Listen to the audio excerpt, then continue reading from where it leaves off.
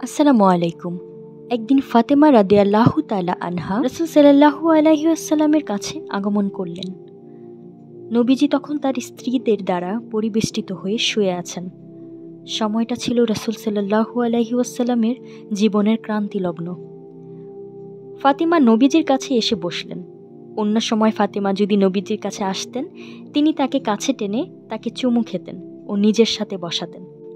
তেমনি নবীজি কখনো ফাতিমাকে দেখতে গেলে ফাতিমা দাঁড়িয়ে যেতেন এবং প্রিয় বাবাকে চুমু খেতেন ও নিজের জায়গায় বসাতেন। কিন্তু আজ নবীজির জীবনের ক্রান্তিলগ্ন। অসুস্থতার দরুন তিনি জায়গা ছেড়ে উঠতে পারছিলেন না। তিনি ছিলেন শয্যাশায়ী। কন্যাকে বুকে জড়িয়ে নেওয়ার সাধ্য তার ছিল না।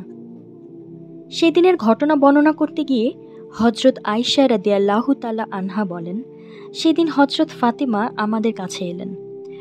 তার হাঁটার ধরন ছিল অবিকল রাসূল সাল্লাল্লাহু আলাইহি ওয়াসাল্লামের মতো। কিন্তু সব সময়ের মতো আজ নবীজি তার কলিজার টুকরাকে বুকে জড়িয়ে নিতে পারলেন না। তিনি তার জন্য দাঁড়াতে পারলেন না, কারণ আজ তিনি অসুস্থ। আজ তিনি জীবনের অন্তিম শয্যায় উপনীত। ফাতিমা এসে নবীজির কাছে বসলেন।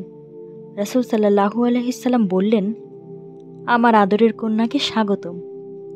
তারপর রাসূল সাল্লাল্লাহু আলাইহি সাল্লাম তাকে গোপনে কথা বলার জন্য কাছে টেনে নিলেন। তার কানে কানে কিছু একটা বললেন। ফলে ফাতিমা কাঁদতে শুরু করলেন। তিনি যখন কাঁদতে শুরু করলেন, তখন রাসূল সাল্লাল্লাহু আলাইহি সাল্লাম পুনরায় তাকে কাছে আসতে বলে তার কানে কানে কিছু কথা বললেন।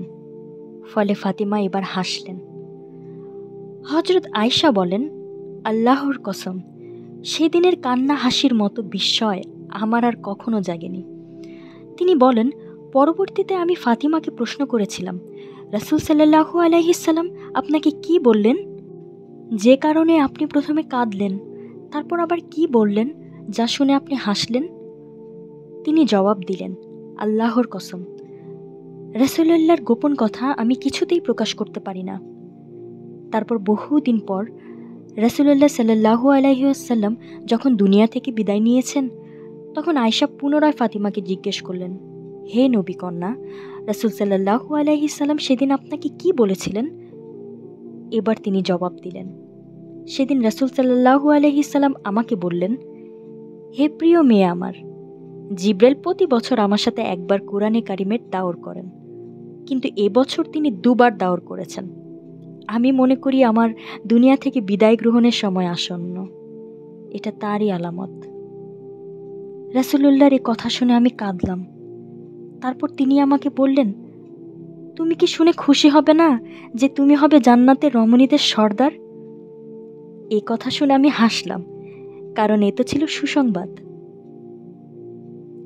রাসূল সাল্লাল্লাহু আলাইহি সাল্লাম সব সময় ফাতিমার প্রতি বিশেষ দৃষ্টি রাখতেন। তার সুবিধা অসুবিধা ইত্যাদির খোঁজ খবর রাখতেন।